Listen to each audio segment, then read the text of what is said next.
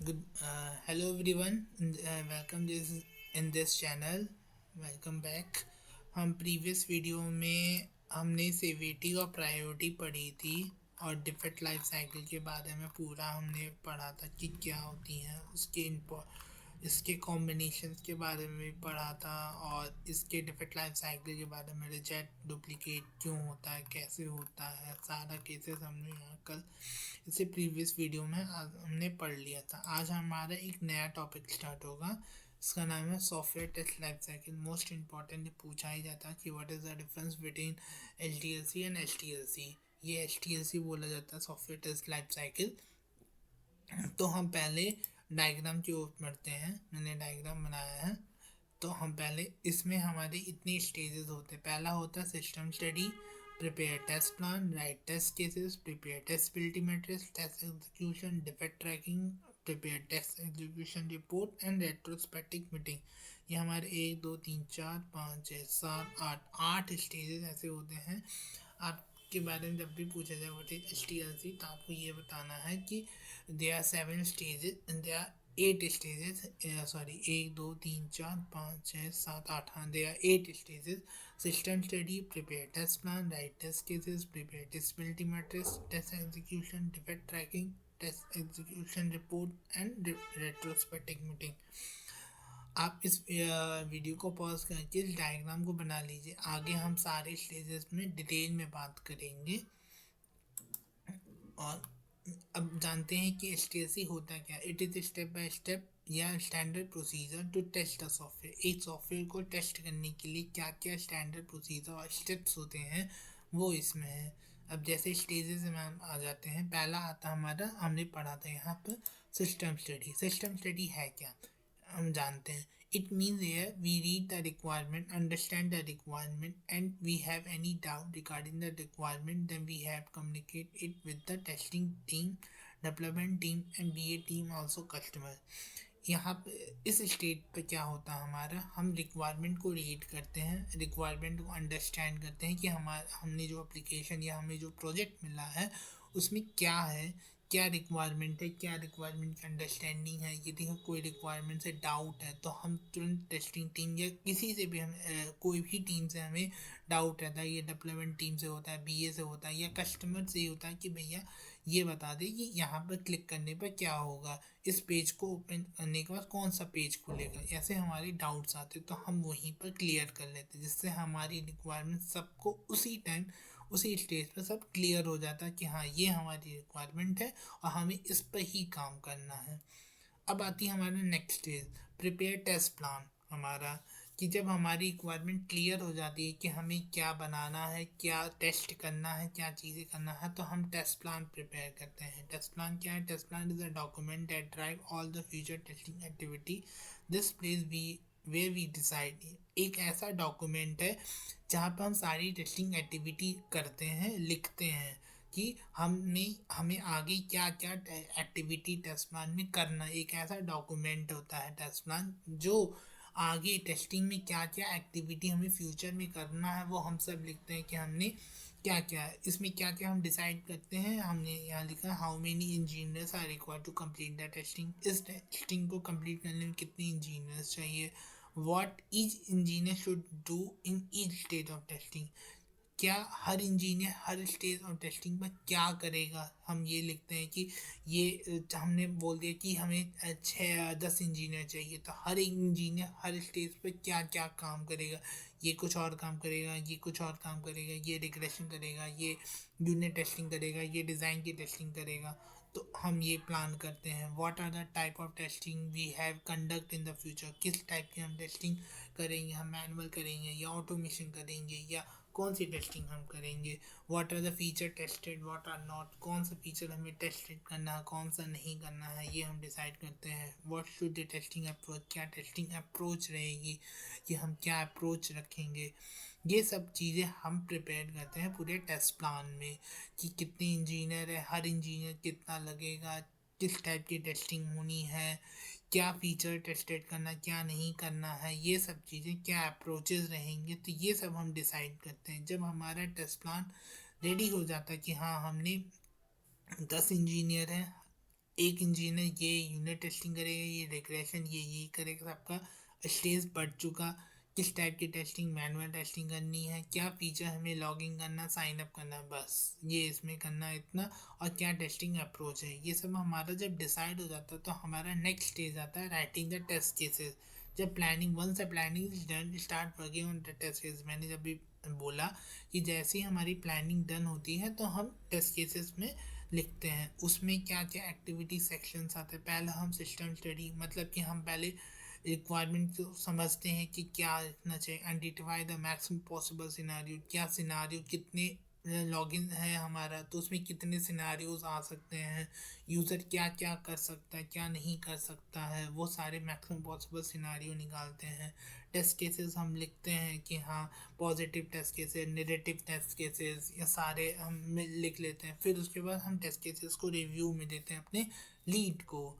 फिर वो review, lead हमारा रिव्यू करता है, इसमें कुछ फिक्सेस होते हैं कि हाँ इस जगह ये कर दो, ये तुम टेस्ट केसेस भूल गए हो, इसको फिक्स कर दो। उस हिसाब से हम रिव्यू को फिक्स करते हैं। फिर वेरीफाई होता है, फिर अप्रूव होती है टेस्ट केसेस। फिर हम टेस्ट केसेस को अपने टेस्ट केस रेपोजिटरी या एक्सेल शीट या जहाँ भी हम लिखते हैं वहाँ पर हम स्टोर कर देते हैं कि ये हमारी फाइनल टेस्ट केसेस हैं और ये कमेंटेड है। फिर हमारा जब टेस्ट केस लिखा जाता है, प्लानिंग है, टेस्ट केसेस डन है, उसके बाद ट्रेसेबिलिटी मैट्रिक्स आती है। Once the test cases are ready, the biggest question is what the guarantee that we have written the test cases all the module and feature to ensure the prepare the testability matrix. मतलब traceability matrix आपने इससे previous video में पढ़ा होगा कि ऐसा document है जो हर एक टेस्ट केसेस के, हर एक रिक्वायरमेंट के लिए एटलीस्ट 8 टेस्ट केसेस होते ही होते हैं। हमने प्रीवियस वाले वीडियोस में पढ़ा। आप नहीं जान रहे होंगे तो प्लीज़ आप प्रीवियस वीडियो देख लेना।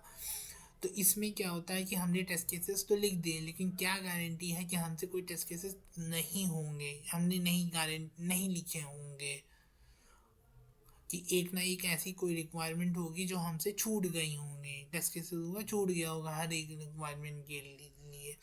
तो ये होता है। उसके बाद जब हमारी टेस्टिंग हमारे पास आती है तो हम टेस्ट एग्जीक्यूशन करते हैं। In this stage way we have test the product for the 3 to 7 cycle if it's agile and some 40 to 60 cycle if it's not a agile model. This is where we conduct all type of testing and find the bug and send him to the developer. इस stage में हम, यदि हम इस stage पे हम क्या करते हैं कि हम प्रोडक्ट को टेस्ट करते हैं। यदि एजाइल फॉलो करें तो 3 to 7 साइकिल्स जाती हैं, और यदि एजाइल फॉलो नहीं करते हैं तो 40 to 60 साइकिल्स चली जाती हैं। यहाँ पर हम सारी टाइप की टेस्टिंग करते हैं, यूनिट टेस्टिंग, इंटीग्रेशन टेस्टिंग। अपनी जो प्रीवियस वीडियो में जहाँ जितनी भी टेस्टिंग पड़ी है हम सब कंडक्ट करते हैं। यदि हमें बग्स मिलते हैं तो हम डेवलपर को सेंड करते हैं।